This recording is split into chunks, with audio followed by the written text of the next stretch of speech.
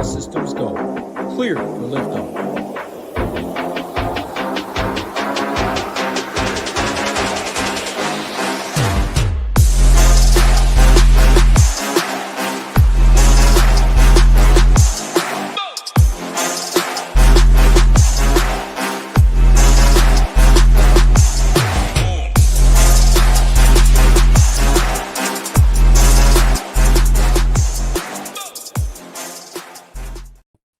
We are live. Players Championship Week.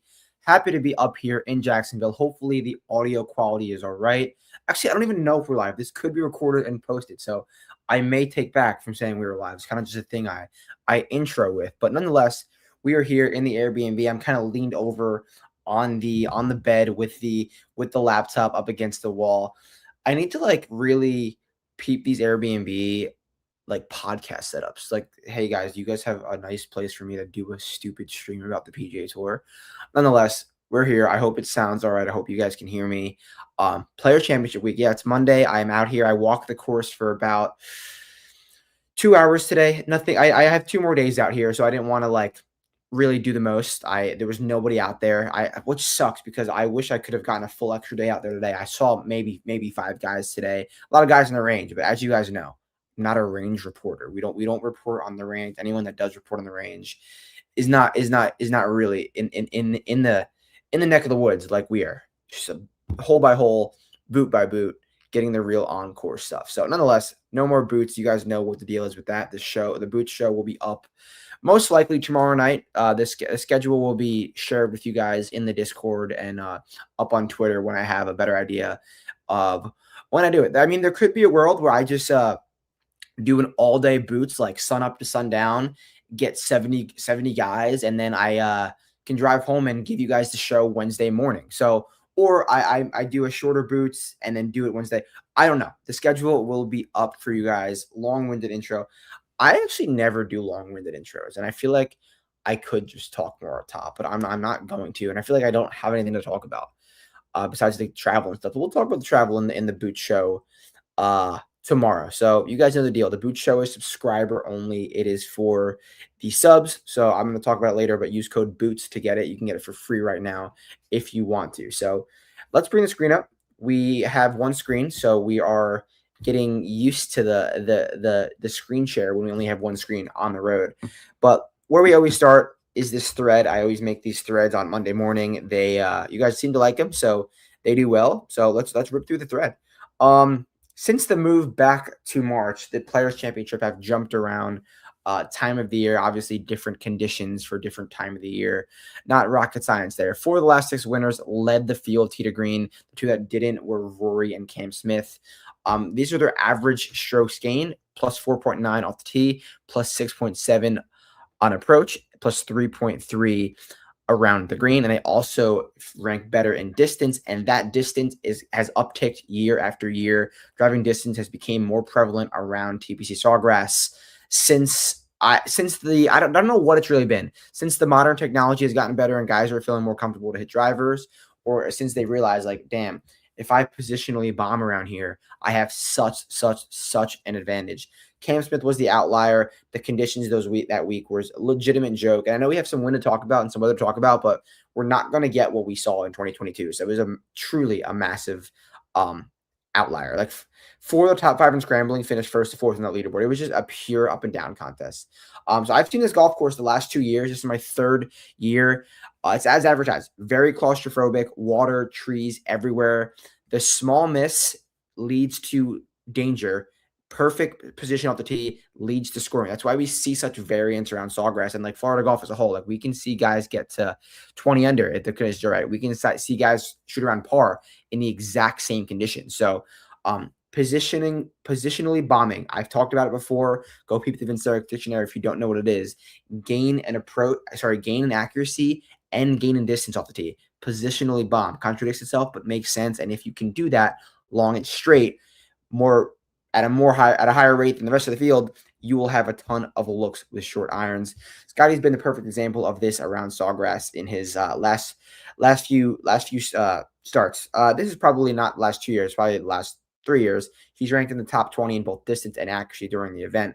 Positional bomber, power plus control. Some incoming stats and strongest correlation to winners is nothing groundbreaking. It's just the best golfers play well around Sawgrass. We don't get many outlier random winners. I guess you can say that the Cam Smith year, also the Rory year last year was crazy because he was getting it up and down from the pine straw, getting out of dodge at an insanely high clip. Like he admitted it to himself.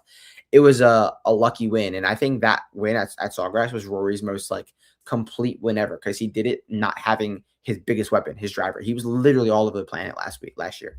Some comp courses to take a look at: PGA National, Murrayfield, Bay Hill, Riviera, Augusta, Quail, Pebble, Torrey. Big boy tracks, golf courses where hitting it long and straight, being stern with the ball striking, just being solid off the tee on approach gets rewarded. So look at those if you're looking for comp courses.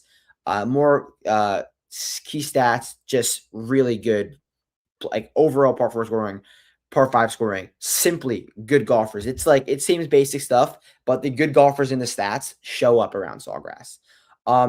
Putting is very important here. In 2024, average top 10 strokes gained putting was ranked 19th. In 2023, when it was harder, average top 10 strokes gained putting rank was 31st.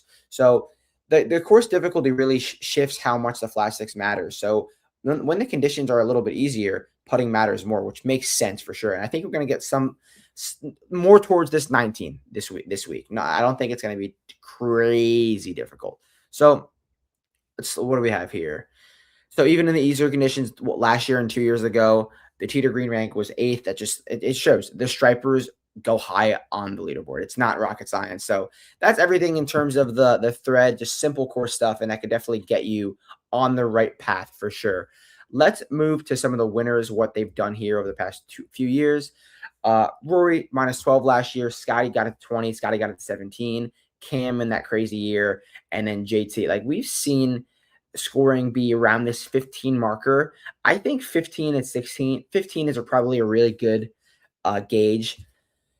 I actually don't know what the winning score prop is. So I want to get out there. And in major conditions, in, I guess, new venues, majors, we've done Adam and I have done really good trying to predict the winning score and attacking that winning score market. I remember the first day of Valhalla, they put it at in between 9 and 11, under par. And we were like, these guys are going to take this to 20 under at a minimum. And I think 20 under 1 at Valhalla. And same thing with Royal Troon. They thought it was going to play way easier than it did at Troon. We were able to find some props there. So that's sometimes a nice separator we have at Boots, is finding winning score props, finding hole props. So if I see anything glaring, I will share that in the Boots stream tomorrow. This is the weather for tomorrow.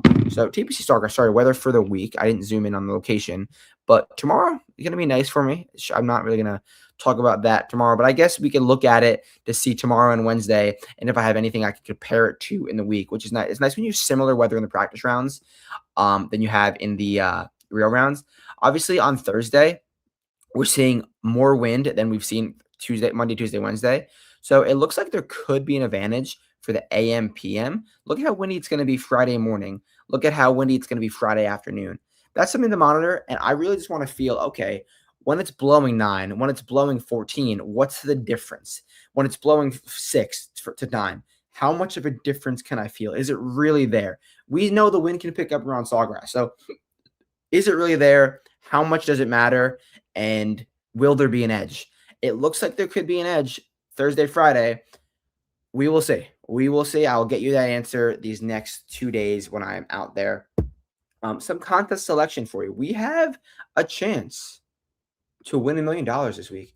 Who doesn't want to win $1 million?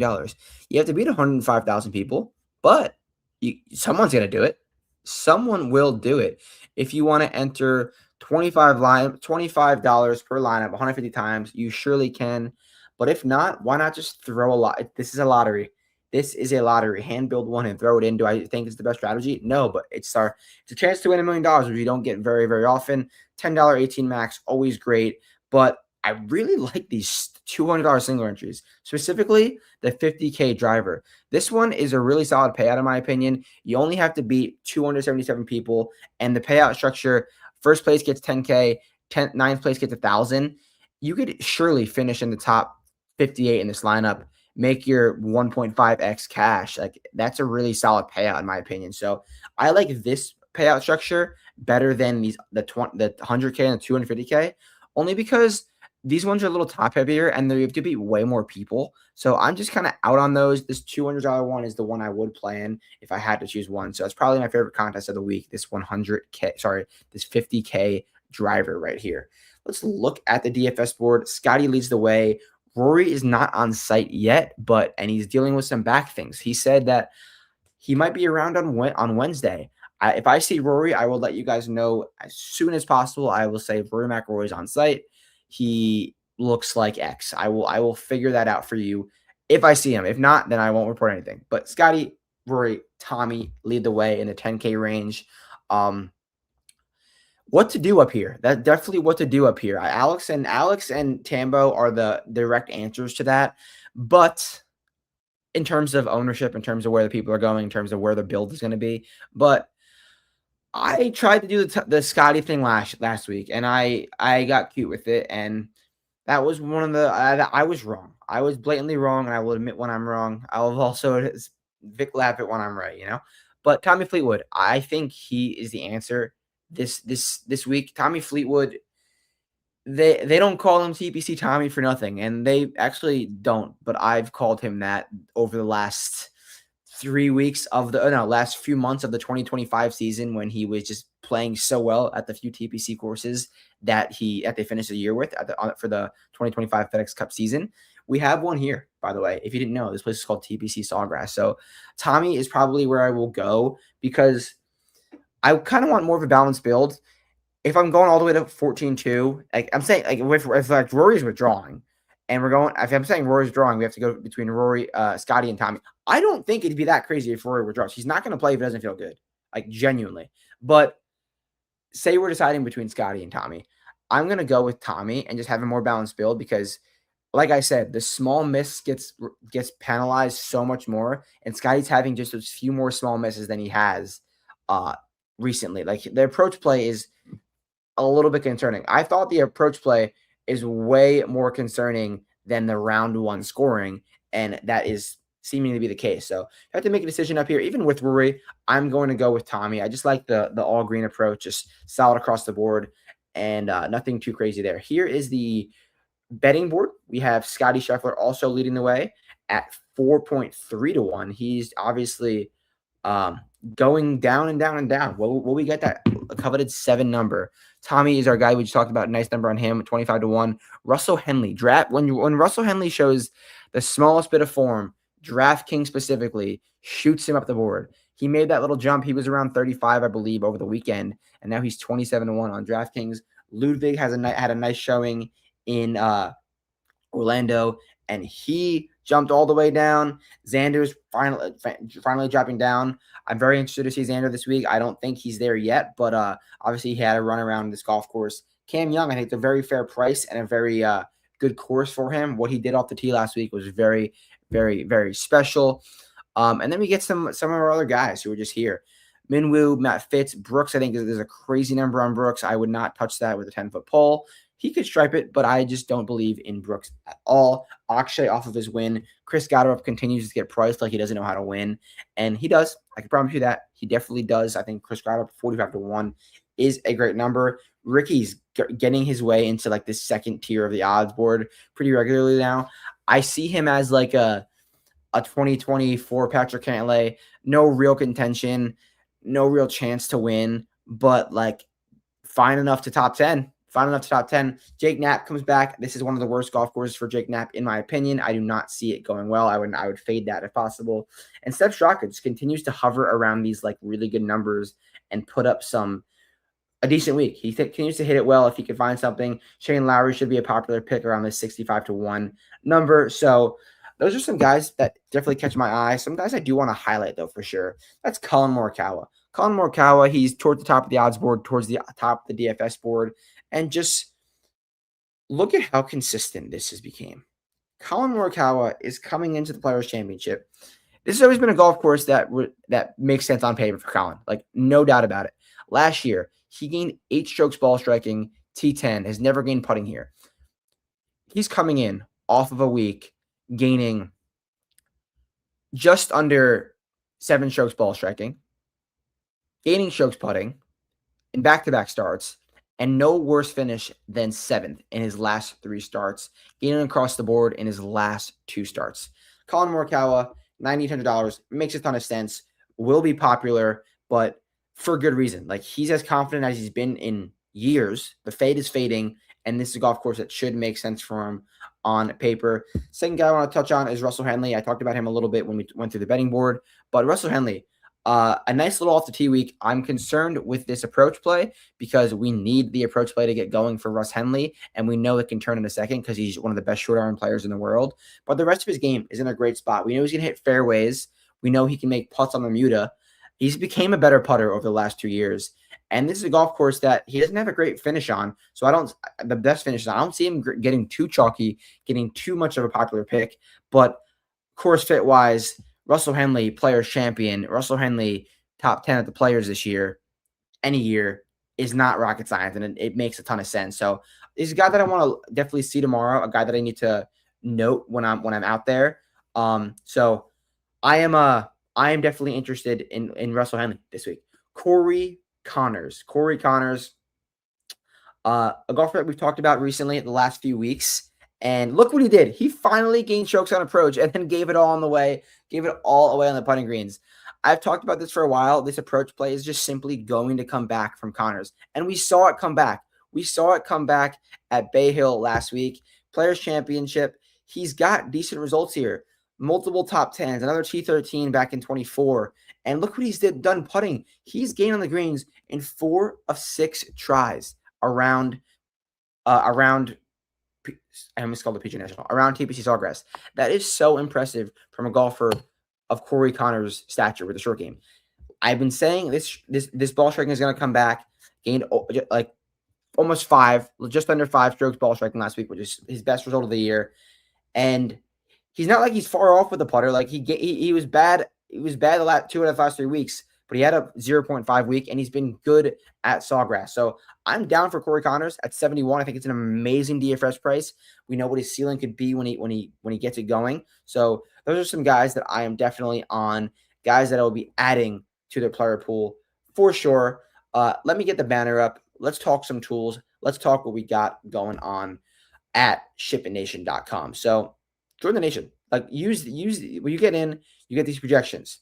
DraftKings, FanDuel, you get showdown content, projections, slate plan, stone. Once the stone is up, you will be able to see all of the key tools, all of the key pivots, all of some key stats, a ton of amazing stuff on the stone to simply build a player pool. The stone is one of the greatest tools that I've ever used when building my player pools.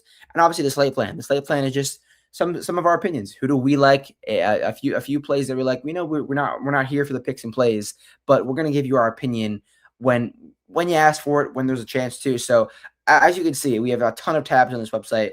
Only one tab is really like, okay, here's what we got going on. Slate plan will also have my outright selections in there. You can use them in top 10 markets, whatever kind of bets you could with write-ups on each player. And then the Boots Bullets, of course. The Boots Bullets will be up. Basically, it's right here. You click that tab.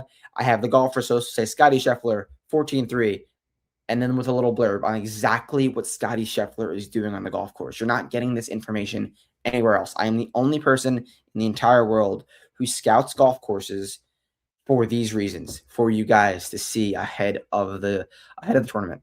So help me help you. Use code BOOTS. There's a few guys up there already. I'm not gonna run through it, but if you guys, like I always say, I'm gonna write down what I see. And what I see, I saw a few guys up there. Like I said, no one was really playing when I was out there today. Got all day tomorrow. So we'll get that up. Let's get like 70 guys in the Boots Bullets. That's my goal for the week. I think we already have 4 or 5. And then if you want to join us, buy that flag. Go hit logos, screenshot one of these, save one of these. And if you win $1 million this week, there's a chance to win $1 million this week. You get a free Ship It Nation Saber Sim package for life. A damn Rolex, some more swag, and you win anything else, it's so-and-so. So fly that flag, help us, help you, and even if you're winning 1,000, which happens daily for us, for these people on Ship It Nation who are so impressive at what they do, you get a free month. Then you win another free month. That shit parlays. That shit pays for itself. So fly that flag, buy a package. You want all access. You want all sports. Bang, going here. Code Boots. You just want the PGA. Go here. Annually, monthly, SaberSim, Optimizer plus Core. If you just want the content, if you just want my content, the slate plan, the stuff like that, you don't need all of the Optimizer tools. Just hit the PGA content. But we have it all in one package. We have it all in one spot. So why not join us and fly that flag? So let's talk about some guys that could be chalky. I'm thinking a guy by the name of Ludvig Aberg is going to be a little chalky going into the week. Now, my laptop might die, but I got it figured out. Okay. Ludvig Aberg, coming off of some solid ball striking for the first time in a while. He's been all green Xander for the last 2 events, and he's trending in the right direction. Ludvig, 8th place here in 24, missed cut here in 25. Zero qualms about that. But everyone sees this, and everyone knows that everyone wants to play Ludvig when he's at a good price, when he shows some signs. And the pricing came out before the end of Bay Hill, so he probably would have been priced a little higher if it came out at a normal time. I think Ludvig is going to be garnering some love this week, and it's a golf course that if he's driving it well, if he's positionally bombing, he was one of the best drivers of the week in terms of distance and accuracy last week. I'm not sure if that held out being true, but I thought I saw something about him driving it so well in terms of distance and accuracy last week. Maybe not, but nonetheless, it was good enough. Gained 3 off the tee and another 5.3 on approach. So Ludvig, it's a good golf course for him in terms of the driver will set up infinite wedge chances. What he does with those wedges is up for debate, but I think it's a great price, and I think that will lead to him being a little chalky. A guy that could be a nice pivot, Matt Fitzpatrick, who was very popular last week, was very popular recently this year. T41 with his worst ball striking week in a long time. Now, what he was doing with the driver was so damn impressive to start this season, and I cannot wait to see him tomorrow. And he finally gained strokes putting. I do not think this ball striking there was some tough weather to deal with, and this all came early when the weather was tough. He found it on the weekend. I don't think this ball striking is this far off. I do believe in the driver so much, and I think people are going to see the stat line and be like, Matt Fitz was our guy last week. He's priced too high now. Ludvig's cheaper than him. I'm going to Ludvig. He's going to get overlooked, and I think I'm going to be there. There's no reason why Matt Fitz cannot bounce back. So I'm down for him for sure. I am down for Matt Fitz for sure as a pivot in my pools this week. So I usually lead into the model talk right now, but since we've been at Boots, we've been waiting for these models to come after I walk the course, and I walked the course enough. I know Sawgrass, not rocket science, but I want to do one more day in like the morning, afternoon, and see really exactly how the course is playing, and all the course notes will be stat by stat up on the Boots bullets. So I'm going to make the model tomorrow. That leads me to one guy that I'm on. One guy that I'm on at this point in time is Johnny Keefer. I love what he's doing with the driver. He's hitting fairways, and the irons have been solid. Was not great at PGA National, which is a comp course, but if he's driving it even 0.7 strokes off the tee, he should have enough chances to tap into some solid approach play that he has. So I like what Johnny Keefer is doing with the ball striking. I like what he's doing off the tee, and I like what he's doing at this. I like the price he's at. So I'm down for Johnny Keefer. He's one guy that's going to be in my player pool, most likely no matter what. So Chief Keef is the one golfer that I am on, and that leads us with the song of the day. The song of the day, as always, it's our little thing, Shipping Nation playlist. Words Are Worthless by Sleep Theory. Definitely check that out, and let me know what you think. There's a playlist. We have a playlist. Not every DFS site has a playlist, but we do at shippingnation.com. So that's that. That is the Players Championship first look. I will catch you guys most likely tomorrow for the DFS and betting show. The Boots show. The Boots show. The DFS and betting show is kind of this. The Boots show will be up whenever, one of these days. But you'll get the updates when I know, and I'll catch you guys soon. Peace.